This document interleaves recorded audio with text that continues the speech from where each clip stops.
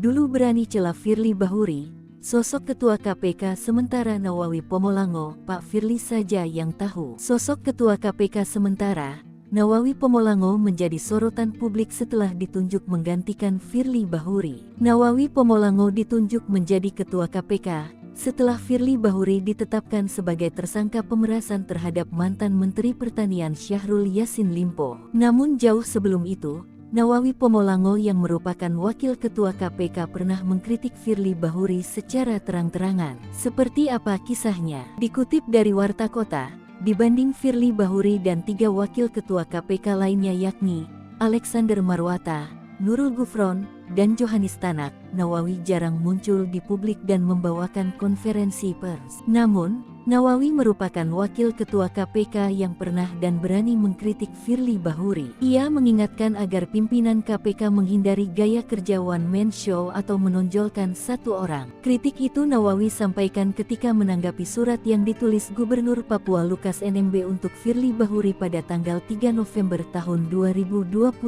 Saat itu, Lukas menagih janji yang disampaikan Firly saat menjalani pemeriksaan di rumahnya, Koya Tengah, Jayapura, Papua. Harusnya ini jadi peringatan bagi kami untuk menghindari style kerja yang cenderung one-man show, kata Nawawi dalam pesan tertulisnya kepada wartawan, Kamis tanggal 2 Februari tahun 2023. Saat itu, Nawawi meminta penyidik KPK tidak terpengaruh persoalan janji yang ditagih Lukas NMB kepada Firly. Nawawi juga mengaku tidak mengetahui apa yang dijanjikan Firly pada Lukas NMB. Adapun Lukas merupakan tersangka dugaan gratifikasi, suap, dan tindak pidana pencucian uang (TPPU). Ia beralasan sakit sampai akhirnya penyidik memeriksanya di rumah. Namun, pemeriksaan itu menjadi sorotan karena Firly Bahuri turut hadir dan menemui Lukas yang sudah menjadi tersangka. Padahal, pimpinan KPK berdasarkan undang-undang baru bukan lagi penyidik. Pak Firly saja yang tahu apa janji yang dibisikin ke tersangka,